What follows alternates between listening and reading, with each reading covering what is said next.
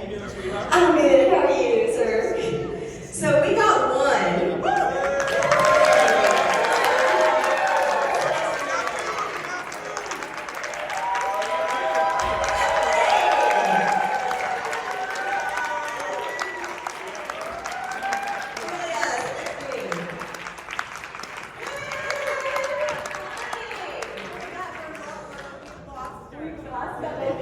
I just had Brian. I saw Brian a second ago. Where you get in. Just saw Brian a second ago. Hi, everybody.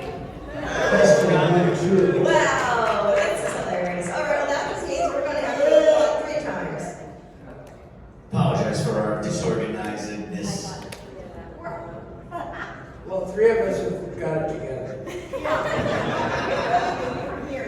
You were waiting. I was waiting. He was waiting. Yeah. And I saw Brian, so Yeah, I saw We're missing Brian and Larry. How's everybody enjoying the con? It's Okay, I'm in communication with Tracy. I'm like, these are the 3 we okay, I'm got. gonna text. I'm gonna text you. Triple text. Get your asses in here. Yes. Let's start. Okay, I'll start with you since she's busy doing work trying to get everyone here. first garage. No, well, technically he was, but then he disappeared on me and I couldn't find him. I'm like, wait, I just saw him. Where'd he go? Your magic, sir. Okay, so you know I'm a fan of you guys individually outside of nerds, right? We've established this. Okay. I'm taking a little different route here. I'm not going into your works this time. I want to know about your personal acting journeys. When you started, did you get involved in this craft? What made you want to be an actor? Did you ever want to be an actor? How did this begin? Because everyone has such a different beginning. There's Brian. Brian's here. Okay, we got Brian. Everybody, hey, let's go.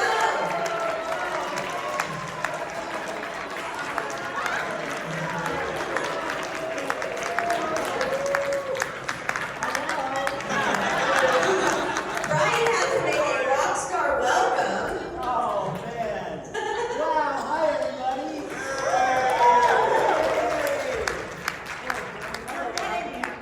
We're almost there. Oh my gosh. Okay. Okay. So, sorry. Continue. You're beginning How did I acting. start? How did I get started? I mean, yeah, I got started at a young age, obviously, but I was just an energetic kid who was always, I bet. didn't do a lot of show business stuff. So I think one of my teachers was like, get that kid on stage. So they kind of hooked that up when I started doing community theater. But it was all because I come from a family of very gregarious people, and you have to fight tooth and nail just to get any attention whatsoever. So it's all because of that. That shapes you, and that's why I'm an actor, I think, too. His parents are great. They're really Oh funny. yeah, you know that.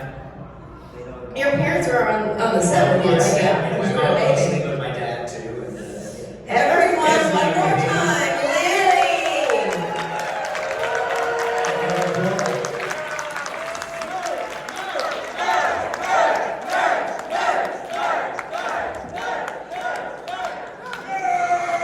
Yeah! All right, we got it. Together, man. We got it.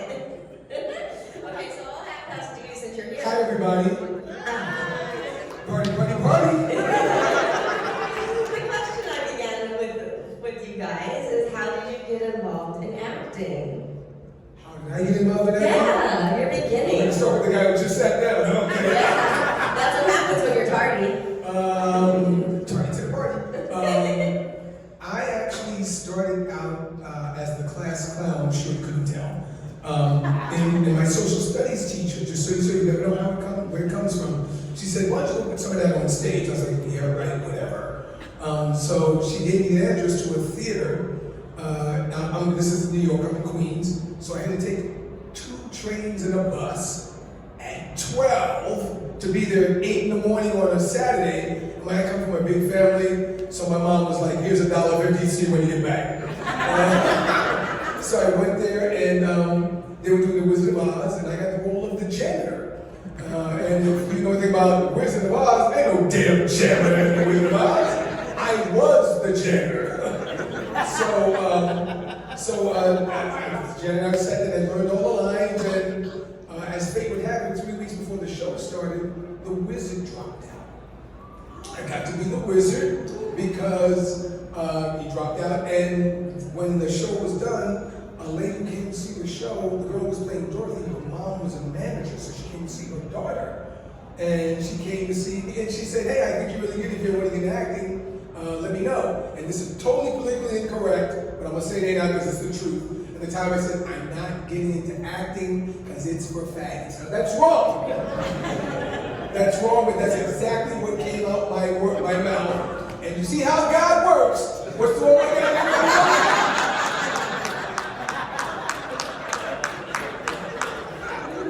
Like, I got you, man. Just wait. That's called karma.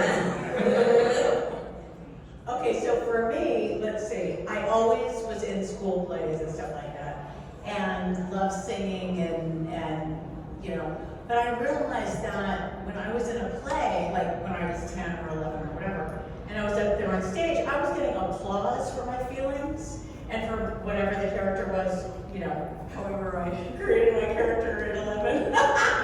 But anyway, like I was like, this works, because at home, in the house, in the family system, there was no room for like feelings or, you know, like being kind of an individual. So I'm like, I think I'm going to stay over on this side and be in the theater and, you know, plays and movies. So that led to becoming a teenage model at 14, 15, and I was living in New Jersey, so I went into New York City, and that seemed to happen really easily at the time. And then I ended up on a soap opera out of nowhere, and that was kind of the beginning. Part of the beginning. So about Ryan, so was it? One Life to Live. One Life to Live. Originally, yeah. So it was all about expressing myself. How old were you when you landed that role? On the soap, I was 16. Yeah. So that was fun. Where? Where? New York or? New York. Yeah, I was the original Samantha Vernon. The original Sam. And let's see, so I started when I was 16, and then like 6 months later, they upped me in my age on the show to 18 so that I could be involved with older men, which I didn't mind. I thought that was good. So, anyway, we went on from there. I never wanted to be an actor. My father is an actor. My 2 older brothers are actors. I had zero interest in being an actor. All I could think about when I was growing up was cars. I loved cars. I wanted to be a racing car driver. That was my whole focus until the Cowboys came along. So the Cowboys comes along, and the studio is trying to hire my brother David to play the Bruce Dern role. And Bruce Dern winds up shooting John Wayne in the back. And David said, "I don't want to be the guy that shoots John Wayne in the back." But he said, "Hey, you know what, Bobby? There's a lot of kids in this movie. Why don't you go in and meet on this show?" And I said, "No, that's all right. I don't really want to do that. Thanks anyway." He said, "You've got everything to gain and nothing to lose." I went in there. I was scared to death. The scene that I had to perform was a kid who was scared to death because he has to read a poem in front of John Wayne's character, and I got it. And that was the beginning of the end. I mean, the Carradine family is legendary, and including this guy is legendary. Can I just say, including your daughter, a big fan of them, are huge. So yeah, so talented. And a collective of his family are in the entertainment business. It's an amazing thing. It's quite a dynasty of family in the entertainment business. So how did you start, sir? Well, I was a little kid. My parents had the two top Beverly Hills hair salons in Beverly Hills. And at the time, my dad's clients were like Lucille Ball, Lana Turner, Judy Garland with Little Liza. I mean, all these people and the wives of these big stars. And the other rival hair salon was John Peters, who ended up becoming a big producer in Hollywood, like Batman, Superman, just a ton of stuff, because he was the boyfriend of Barbara Streisand, he used to cut hair up. Anyway, so I was a little kid running around the hair salon. I was around 5-ish, and one of my dad's clients was one of the top kid agents. And she sees me running around, she says, "Who's that?" "Oh, that's my son." She goes, "Let me meet him." And I come over, "Hi, how are you?" And I had a lot of energy as a kid, and when you're not in the entertainment business, you're a brat. But if you're in the entertainment business, you have personality. So she says, "Do you think he would like to be in, like, commercials and television and movies and stuff?" And so he says, "Well, I'll ask my wife." So I heard that, right? So he goes to my mom, their house, and he goes, "The agent said, would Brian like to be in these movies or commercials or whatever?" She says, "Absolutely not. They're weird. Hollywood people know." And I go, they said, "Okay, we'll try it out." And lucky enough, one of the first things I ever did was, I'm one of the only living people who did an original Star Trek and have come back to do another in the series. There was a bunch of different ones, but they've all since passed. I happened to be a little kid in an episode called "And the Children Shall Lead," so it was me and another guy, Ron Howard's brother, Clint, who has the distinction of having done an original and gone on to do another in the series. But that's how I kind of started it, and I was just very fortunate just to continue the acting thing. And there was really not a lot of Asian actors. They didn't hire a lot of Asian actors at the time.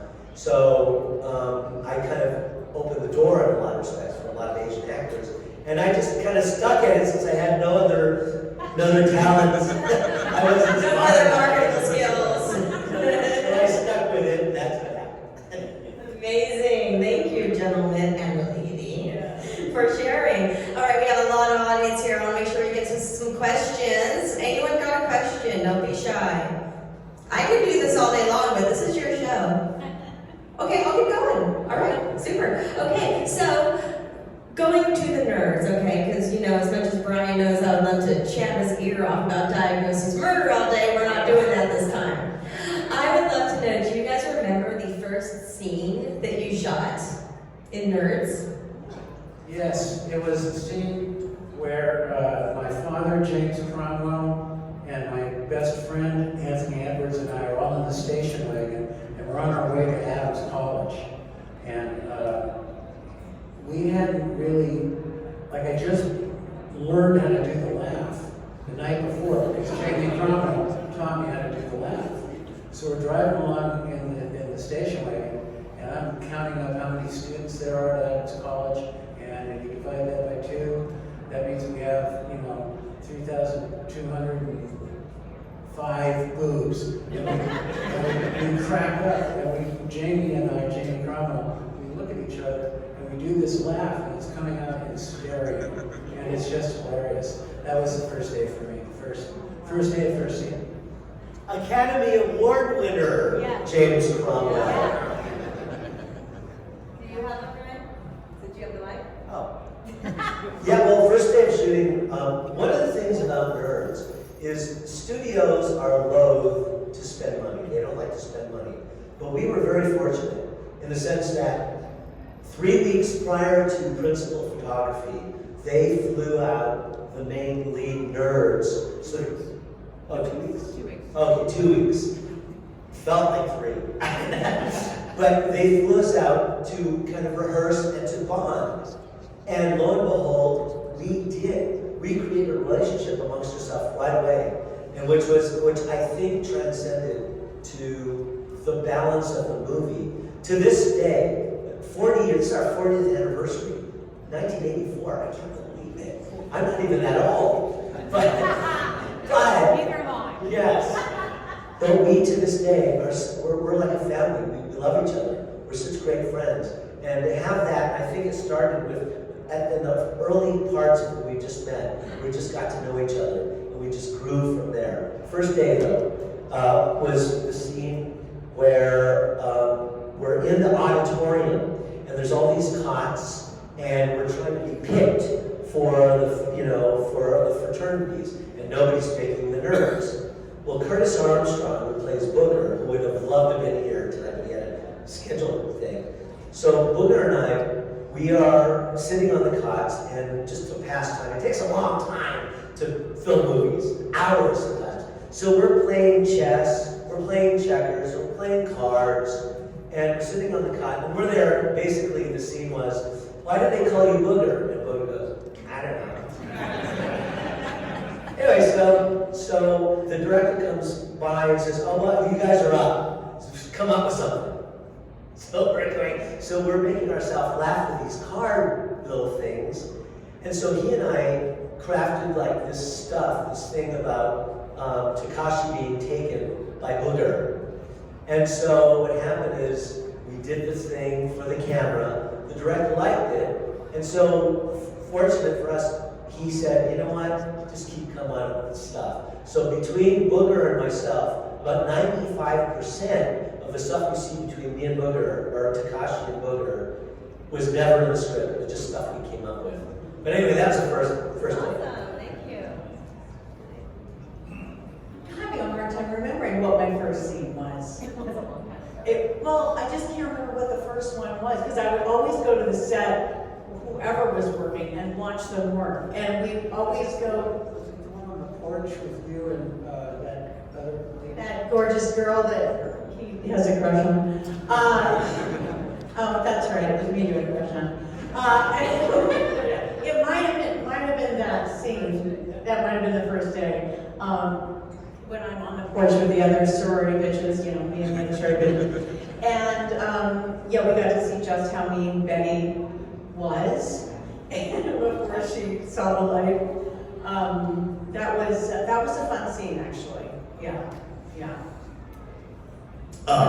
Yeah, it's hard to remember exactly, but I feel like the gymnasium stuff was very early on. And so, yeah, the first day, so coming through with the parents, I don't even want to go to college, all that stuff, that whole bit. We must have did like pickup shots or wides or something before that. But that was, yeah, there was the whole gymnasium sequence was the first like setup, I think. So that's what I remember. Yeah, and that was the same for us. And I think what Jeff did, which was so smart, was he didn't have us sit together. So we weren't, though we were all nerds, we were all spaced about the auditorium, kind of like you guys are right now. If I had to pick six randomly, you didn't know, you just chose the seat you chose, right? So it was kind of the same way, and he wanted that same effect. And Lamar, remember 1983 right now, gay is in, I don't mean that in a bad way. And now it's accepted. Back then it wasn't. So, and one of the things that I got to do was be Lamar and not apologize for being Lamar. I didn't realize how big that was at the time. But I didn't think anything of it. As an actor, you're just taught to go for what you want. And the actors will understand. The other folks, you think I'm just babbling. But so it's just, Lamar was Lamar. It wasn't anybody else. So when he said Lamar Luttrell, and then he said Luttrell Lamar, he got it wrong. It was Lamar Luttrell. So that was our first day. That's amazing, thank you. Yeah, okay, has anyone thought of anything? All right, now. And don't be shy, guys. Show the whole drive-in, man. Get it out. Did you guys know 40 years after the fact that the talent show song would still be such a banger? I didn't think about it, but I knew it was an awesome tune. No question about it. And remember, and that's a good question, because 40 years ago, remember, rap wasn't even really accepted back then. So gay rap was even further to the left of that. But we had a blast doing it. I remember them saying, and it's interesting, what you guys see the finished product is obviously for those guys who shoot is not what you shot. It's the finished product.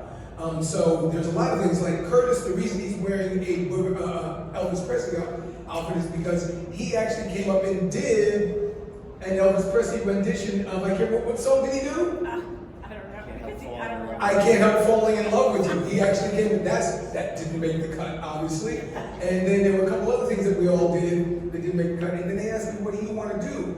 And I just said, I want to rap. And they were like, okay. Okay, let's see what you got. And then the cool thing about this is Andrew did not look like this 40 years ago. He was like 15, and I was like, hey man, I want to pop and break. And he was like, okay. And he just came on and we did it, and we didn't know the thing that you can't tell on TV is the temperature. And it was nighttime when we shot that in Arizona. If you know anything about being in the desert, I'm sure nobody in Vegas knows about that. It's not exactly warm. So it was what? What would you say, Bobby? It was at least 1. Yeah, 1, 2, 3. We shot it till like 4 in the morning. Yeah, and it was Also- like maybe 30, 40 degrees. And Yeah, but Larry's being polite. He wrote the rap and also choreographed the dance. oh, Yes. that's so nice. Larry wrote it. Yeah. And if you guys can put your hands together, maybe somebody I know who looks like me could do it.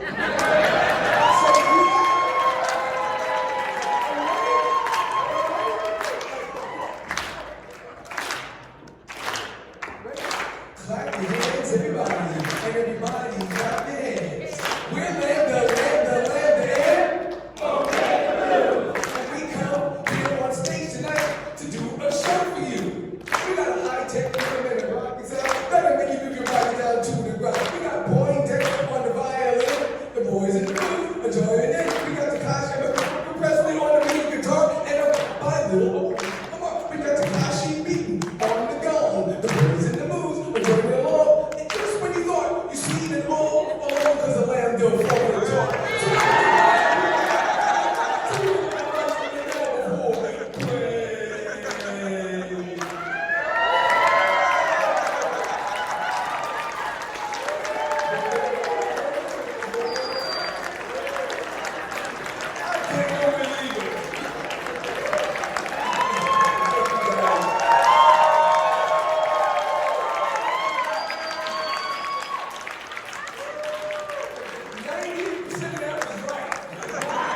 You gentlemen still got it. Still got it, yeah. So Andrew, did you have dance background? Did you get frustrated trying to teach him how to move? How did this happen between you guys?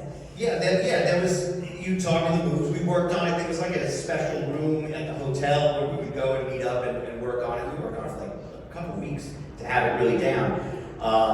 But yeah, I had done dancing in like on theater on Broadway and stuff, and had just used to dance captains and people trying to teach you moves and stuff like that. And I had actually, it was still early on in my career, so someone was like, "Oh, you should put him in a dance class or whatever." My parents put me in some like local ballet class, and I was like, "I hate this. Oh, yeah. I don't like ballet. I don't know. This is not me."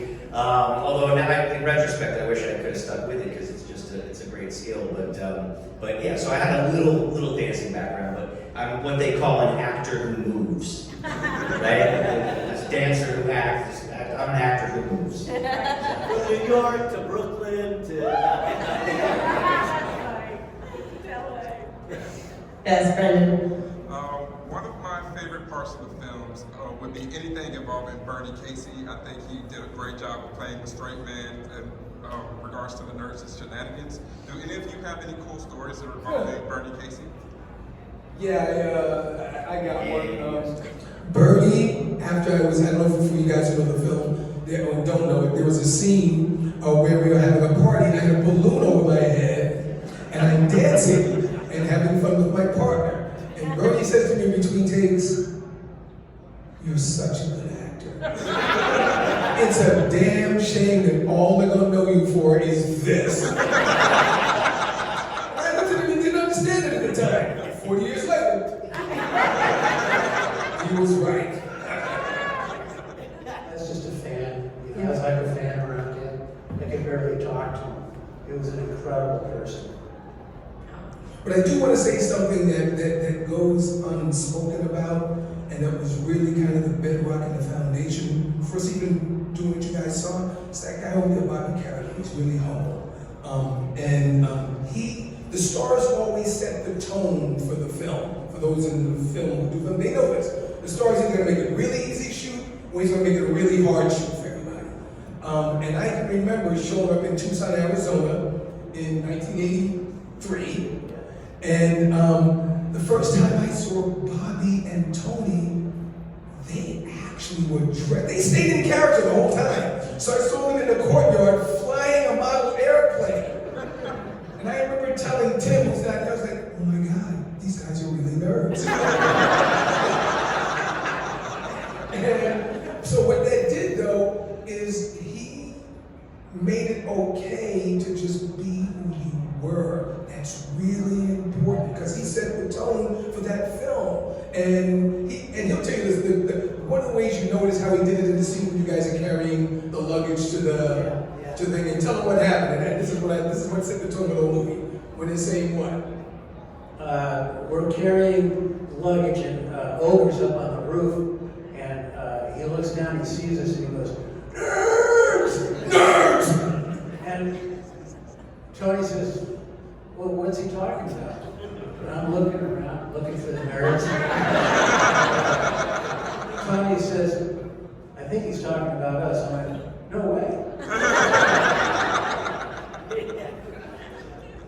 Also, when I got to Tucson, I did actually get there 2 weeks early, and I had to get out of LA because I had a motorcycle, I had cool friends, everything was really cool. I didn't think Nerds was cool. I didn't even want to do the movie because it had the word nerd in the title. And so I said to the studio, I said, I got to go to location early so I can find this character. So I brought this model airplane kit with me because I thought that's kind of like the robot kit that he shows up with. And I really wanted to build this model airplane. So I'm working on the airplane, and I haven't left my hotel room. I've been there 3 or 4 days, and I've been ordering room service. And I won't leave the hotel room because the only clothes I had with me were the nerd clothes. Because I thought I would need to find this guy. Finally, I'm getting cabin fever. I gotta get out of there. So I put on the nerd clothes and I go out the door and I'm walking along, and people are not even reacting. I thought they were gonna point and laugh. And they didn't even react to me. I'm thinking, what the heck is going on? And that's when it occurred to me, we're in a college town. They just think I'm an engineering student. I just want to say, Bobby, if you can tell them the story about your audition, because that kind of falls into what we were just talking about. Okay, so like I was saying, when I heard the title of the movie, I was out. I don't want to be anything with a nerd in the title. No. And my agent said, no, you should go in and meet on this. It's, this is a studio film. So I went in and met the director. I had really long hair. I think I rode my motorcycle to the audition. I walk in, we didn't really get along per se. And I left and I thought, okay, that's that. Great, back to tuning the bike. And about a week goes by and my agent calls me up and says, they want you to come in and audition. Because the first meeting was just a meeting, I didn't have to audition. The second meeting, they wanted me to audition. I thought, okay, I'm going to show them. So I went out, I got a regular boy's haircut, which is a nerd haircut. I stopped at an optometrist, and I'm looking at all these glasses, and the optometrist comes out and he's going, can I help you? I go, well, not at this price. I mean, these are $300 a pair. I said, well, you can't just put anything in front of your eyes. I go, well, it's for an audition, okay? I'm playing a nerd. And he goes, oh, a nerd? And I'm like, yeah. So he goes to the back of his store, and he comes out with a shoebox. He blows the dust off the top, opens it up, and it's full of nerd glasses, like they wore in Apollo 13. Like those guys are all wearing these glasses. And I said, those are perfect. So I got the glasses, and I was dressed a little bit nerdy, and I go to the meeting room and audition. And I'm sitting out there in the outer office, and the casting assistant comes out, looks right at me, and goes back in.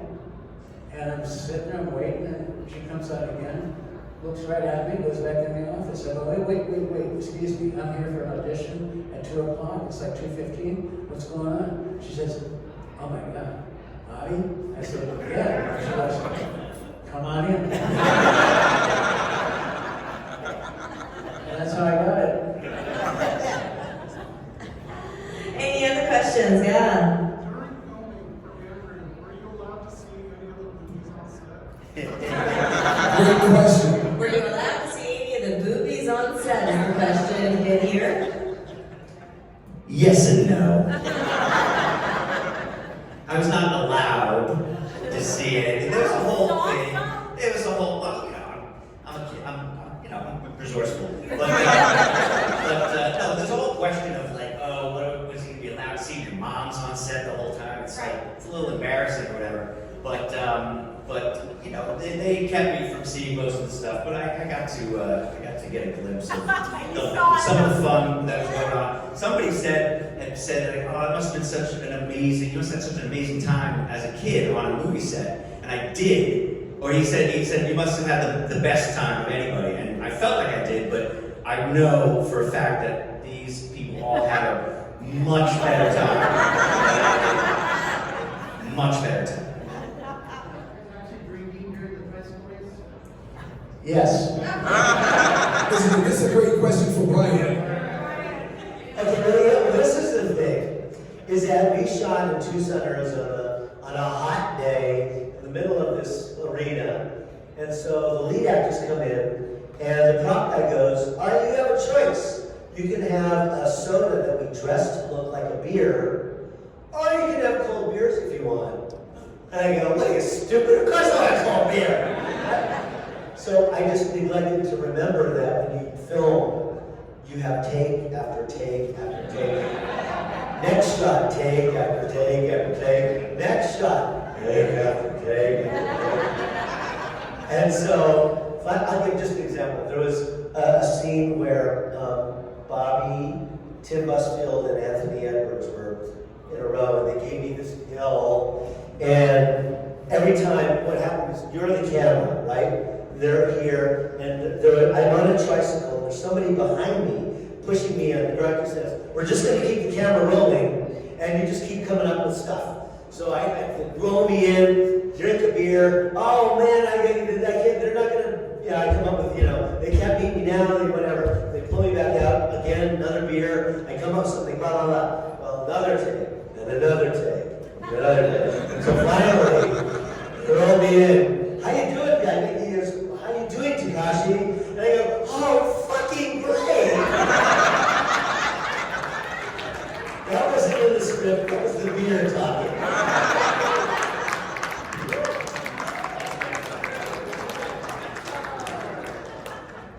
At what moment did you know that it was going to be absolutely iconic? Was it while you were making it, or was it just getting recognized on the streets afterwards? It was 40 years ago, I know like all your character names, like whenever we say Poindexter, we all know a Poindexter in real life, or a booger, or an ogre, I mean, it's just those are probably the best ensemble comedy that I can think of with the amount of characters that there are. Thank you. What point did it really like? The point was probably like 5 minutes ago. Like I still can't believe like that we're all here 40 years later. It's like that was totally unexpected, never expected, and it surprises me, every moment. So. Well, also the studio, they came up with this movie, I think, kind of at the last minute, and they needed to fill 10 weeks of production time. So they sent us off to Arizona, and they kind of left us alone. I don't remember there being studio executives on that set. And we ran with it. It was basically a film. We filmed a party. Yeah. It was a party. Yeah, and for me, it was, we went to a screening at 20th Century Fox. And Bobby, I'm kicking back to Bobby at this, but for me, it was when we sat in a theater, and of course, you have to remember, you're shooting nerds.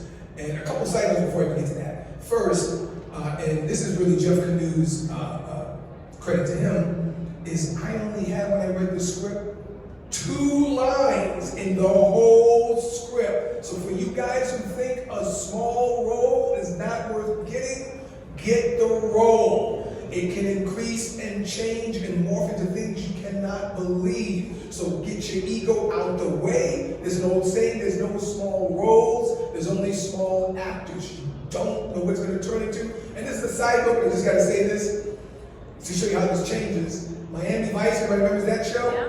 Was Don Johnson and The other guy. Brian Coy. It started out as Philip Michael Johnson as the star. Yeah. He ran into issues, substance issues. Don Johnson was supposed to be the sidekick, and what happened?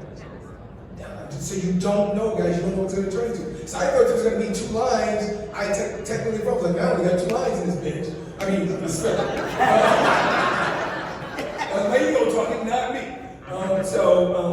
But it changed, and Jeff was smart enough to let us go. And the other thing that Bob said was that, they left us alone. And we had folks like Tim Busfield, we had folks like Bobby Carradine and Andrew Cassis and Julie and Brian Tucci, who were willing to come up with stuff and bits like Brian showed you. And we were in an environment where they let us do that. And it was available. But now back to the answer to the question. I'm sitting in the theater in the back, because you don't want to be in the front if it's a bad one. So I'm sitting in the back, and people are laughing their ass off. And I remember us all looking at each other and go, oh my God, it's funny. And I'm going to give it to Bobby for the rest of the story. No, I mean, it was a rough cut. It wasn't all the way rough. It was maybe halfway to being finished. And we're at a screening room on the lot at 20th Century Fox.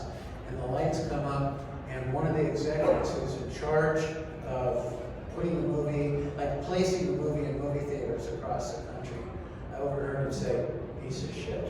And I was really depressed about that. And as a result, this guy put the film out in 600 or 700 theaters. It blew the roof off of every one of them. And other studios were calling the studio up on the Monday after the opening weekend and saying, "Why didn't you guys open this wide? Didn't you know what you have?" And I thought, well, that's cool. And that guy got fired. You don't know. You don't know. And when as an actor, you're always trying to do the movie that's going to get you to the big movie. And you sometimes don't know the one you did was the big movie, because now the delivery time is accelerated. Back then, you did a movie, it didn't drop for a year, maybe a year and a half. So you're trying to do that thing called eat. So you're trying to just do the next gig. You don't know it's a year off. You have no clue. They always tell you it's going to be great. Just so you know, nobody says we're doing a bad movie. Let's do it. So I will say this though, that in the first couple of weeks, the studio sees what they call dailies, which is the stuff that we had shot. We were in Arizona, so they would, FedEx it over to the studio, and they'd look at it and see whether or not it was worthwhile. For the first couple of weeks, it was not really going over well with the studio executives. And until finally we had the opportunity to kind of come up with a lot of our own stuff and kind of interact more as opposed to just following the script, that's when it really started to take shape. And that's where the heart came in. And then that's what changed the whole dynamic. We had no idea that 40 years later we're going to be here and be able to, and there's some people that appreciate it. Thank you, we love you, thank you. But you never know what's going to do it yet, ever. You never know. So before we let you guys go, I wanted to give a plug for Larry. We witnessed a little bit, but you are an acting coach, right? oh, that's so nice. And yes. so, for aspiring actors out there, you do it in person and online, right? Yeah, I do online Where can people class. find you if they're interested? Well, what happened was COVID shut down the brick and mortar, and I was like, oh my God, I can't teach anymore. And then we moved it to Zoom, and it blew up. So now you can learn from your living room. So you go to tsawonline.com, tsawonline.com. For some of you folks who are interested in this, you can come work on your craft from your living room, learn how to audition, learn if you even like this. For some people, I tell them it's worth the money for the first month just to see if this is something you really want to do. Some people are in love with the idea of doing something until they actually have to do it. For you actors out there, you know, everybody thinks you're gonna act and be famous right away. And unfortunately, because one or two people actually got off the bus and turned into a star right away, that fuels everybody's ambitions. But for the actors out there, it ain't that easy, is it, y'all? No, it's not that easy. So go to TSON Live, there's something you want. But more importantly, we just want to say thank you for everything you do. I'll say one more thing. They were about to shut this movie down at one point. You guys didn't know that. And Bobby, you probably know more about that than I do. I just want to share that with you guys. I don't know anything about that. Okay, they were about to shut it down because what we didn't know above our heads was they didn't want this movie made. As he said, this was filler for them. This was just something that was in their slate. And this was something they were kind of throwing out. And look what happened. Yeah. I just wanted to ask Robert Carradine if he would just do the laugh.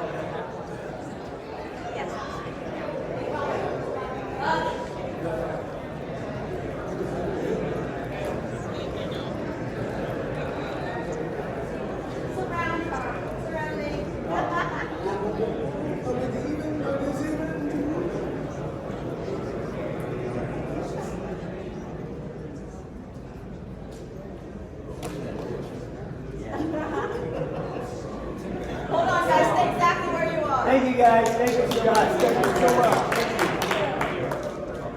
Oh, nice. Come see that stand. We'll be there. What's your name? Yes,